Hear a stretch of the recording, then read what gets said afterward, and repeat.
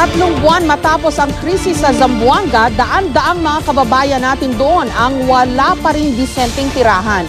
Marami sa kanila sa Baliwasan Grandstand na magdiriwang ng Pasko.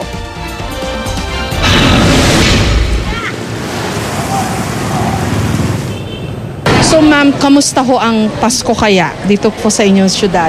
Meron ho bang Pasko sa Zamboanga? Meron. May Pasko tayo sa Zamboanga at sa gabi po ang City Hall is lit. Ang aming team ngayon is Paskong Pamilyang Pilipino, Build Back Better Zamboanga. Mayor, kumusta na ho yung rehabilitation plan? Meron na po ba? Yes.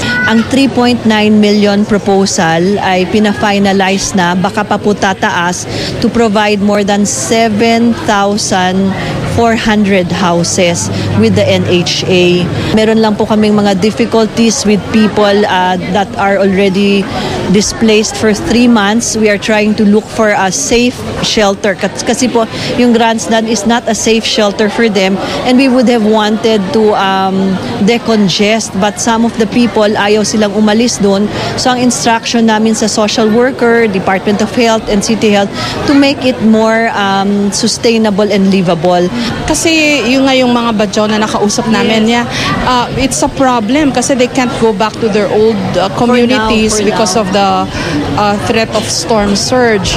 In the meantime, wala ho talagang parang remedial measures for them. We are trying to purchase properties or rent properties para maibalik sila because they need a safe place that is close to the sea. Kaya lang wala pong pera ang local government at kami po'y nagdidepend lang sa national government.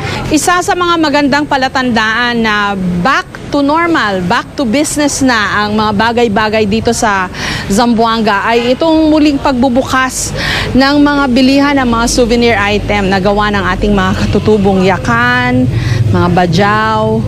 At dito siguro may papamalas natin ang napakamaganda at napakakulay nilang kultura na sana mapanatili at sana ay hindi na maapektuhan ang ano pa mang kaguluhan na mangyayari dito. Ma'am, may mensahe po ba kayo dun sa iba pang mga lugar na katulad nyo nagdaan din po sa krisis? Kakayanin natin. What is important is sa abot ng makakaya natin, bigyan natin lahat ng ating pagmamahal sa tao at ang pagmamahal din naman ay makakatulong sa atin. In a sense that these problems that we encounter now, we see, if we have so much dedication in our heart, God will provide as well as with the national government and in the international community. Sabay-sabay po tayo sa pag-aahon.